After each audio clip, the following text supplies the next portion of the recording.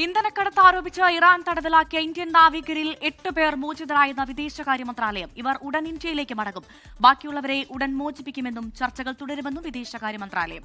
Aravind PR ഡൽഹിയിൽ വിവരങ്ങൾ നൽകും. അരവിന്ദ്, ആശ്വാസ വാർത്ത അല്ലേ?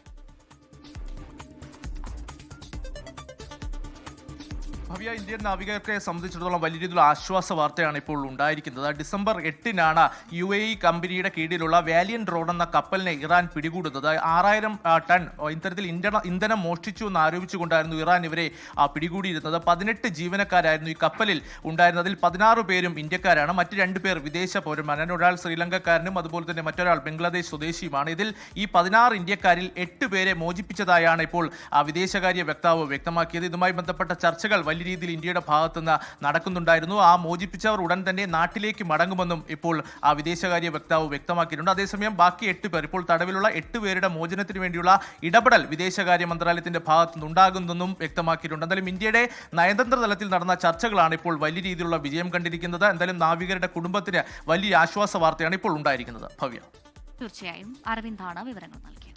ലോകത്തെവിടെയായാലും ഏത് സമയത്തും 24 വാർത്തകളും ഓഗ്മെന്റഡ് റിയാലിറ്റി പാക്കേജുകളും എക്സ്പ്ലെയിനറുകളും വിശദമായി കാണാൻ ഞങ്ങളുടെ YouTube ചാനൽ നിങ്ങൾക്ക് സബ്സ്ക്രൈബ് ചെയ്യാം.